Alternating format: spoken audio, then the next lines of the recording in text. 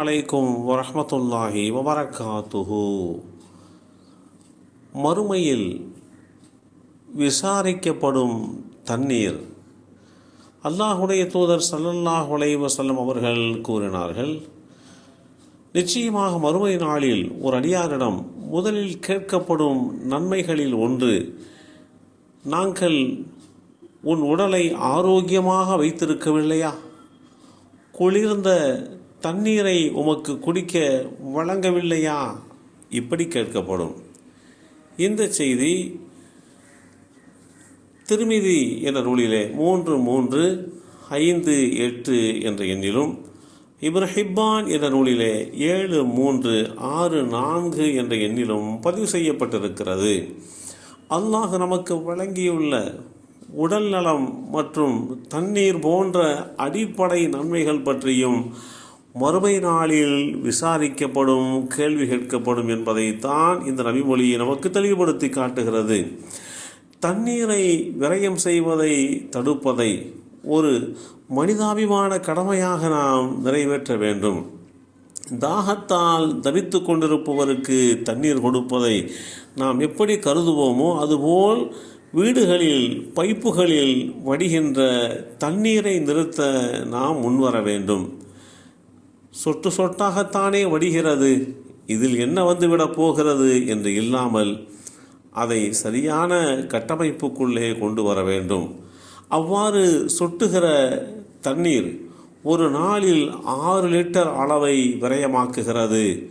ஒரு கப் அரிசியை வேக வைக்க 2 கப் தண்ணீர் தேவைப்படுகிறது.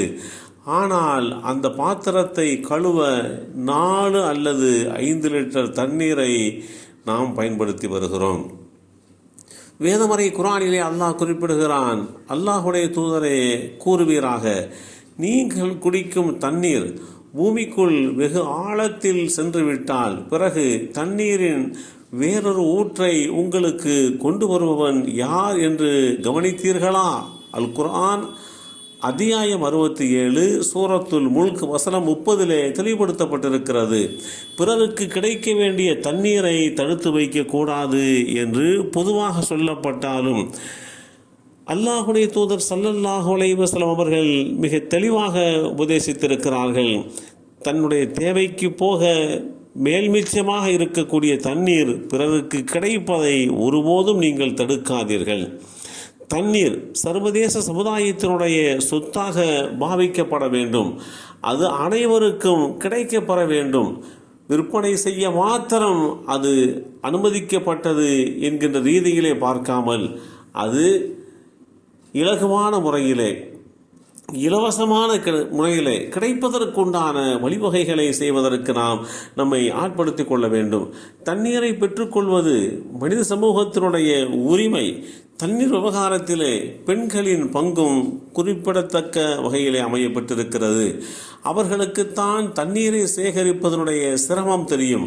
காலங்காலமாக கிணறுகளிலிருந்தும் குளங்களிலிருந்தும் தண்ணீரை எடுத்து கொண்டு வருவது பெண்களுடைய முக்கிய பணியாக இருந்து வருகிறது.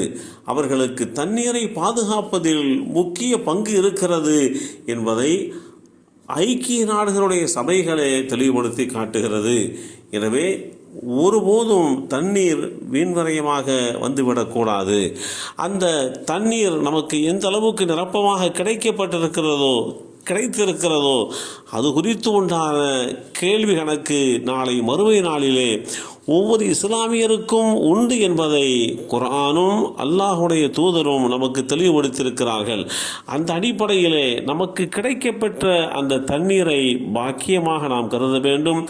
எந்த வகையிலேயுமே அது வீணடிக்கப்பட்டு விடக்கூடாது, வீணாகிவிடக்கூடாது. ஏதாவது ஒரு வகையிலே பிறருக்கு பயன்படுகின்ற வகையிலே அந்த தண்ணீருடைய நிலை அமையப்பெற வேண்டும். அதுதான் காலத்திலே தண்ணீர் பற்றாக்குறையை தீர்ப்பதற்குண்டான சரியான பகரமாக அமையும். எல்லாம் வல்ல அல்லாஹு தாலா தண்ணீர் விஷயத்திலே நீதமாக நடக்கக்கூடிய நல்லோர்களாக நம்மையும் நம் சிந்தனைகளையும் ஆக்கி வைப்பானாக. அஸ்ஸலாமு அலைக்கும் வரஹ்மத்துல்லாஹி வபரகாத்துஹு.